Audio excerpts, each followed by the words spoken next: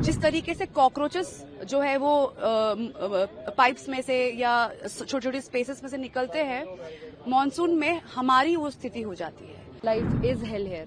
वो बच सकता था अगर ये इंस्टीट्यूट जो है हमारी लाइफ को थोड़ा सा वैल्यू दे देता।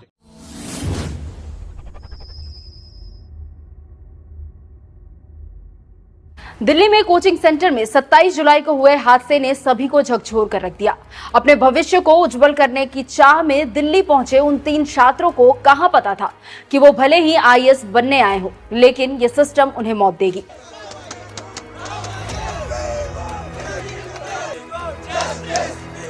कार्यकर्ताओं और नेताओं ने ओल्ड राजेंद्र नगर की घटनाओं को लेकर आप कार्यालय के पास आप सरकार के खिलाफ जोरदार प्रदर्शन किया। वहीं सदन के अंदर भी ये मुद्दा गरमाया रहा। बीजेपी से लेकर कांग्रेस तक इस मुद्दे पर आपको जमकर घेरती नजर आई और इस घटना के लिए जिम्मेदार आपको ही ठहराया।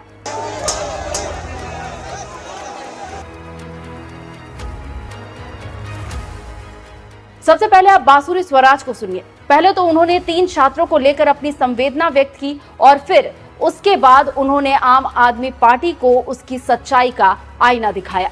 एक बहुत ही हृदय विदारक घटना घटी है ओल्ड राजेंद्र नगर में, जहां पर नाले का पानी वो पूरा का पूरा बेसमेंट में, कोचिंग सेंटर के बेसमेंट में भर गया और पूरा का पूरा बेसमेंट जलमग्न होने के कारण 3 छात्रों ने अपनी जान गंवा दी। ये बच्चे तेलंगाना, उत्तर प्रदेश और केरल से आए थे। अध्यक्ष जी, ये दिल्ली में आईएएस एग्जामिनेशन की तैयारी करने के लिए आए थे, अपना भविष्य उज्जवल करने के लिए आए थे।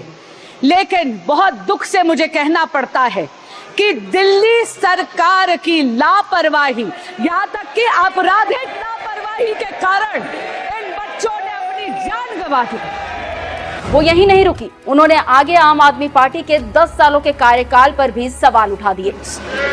1 दशक से आम आदमी पार्टी दिल्ली में सत्ता भोग रही है, लेकिन दिल्ली वासियों के लिए कोई काम नहीं कर रही। अध्यक्ष जी, पिछले 2 सालों से नगर निगम यानी एमसीडी भी दिल्ली सरकार के नियंत्रण में है, दिल्ली जल बोर्ड दिल्ली सरकार के नियंत्रण में है, ड्रेनेज की सफाई दिल्ली जल बोर्ड के दिल्ली सरकार के नियंत्रण में है, लेकिन इन्होंने ना अपग्रेडेशन करी है, ना डिसिल्टिंग करी है नालों की।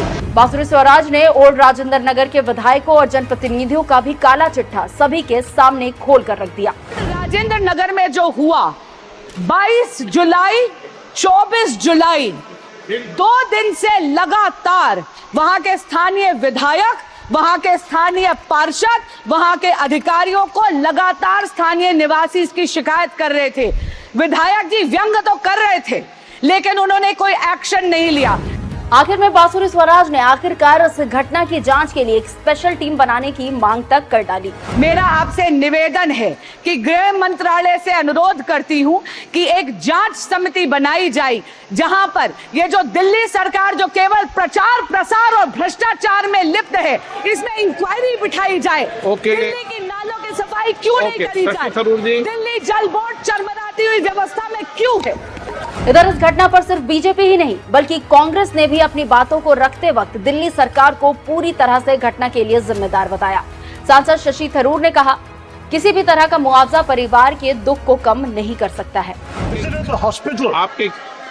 I've just visited the hospital and met with the uncle of the boy from Kerala who unfortunately lost his life on the weekend, sir. It's a shocking situation, and I have to say that when you have a brilliant student, all the dreams of serving the nation through taking the UPSC exam have been shattered and the hopes of the family have been shattered, sir.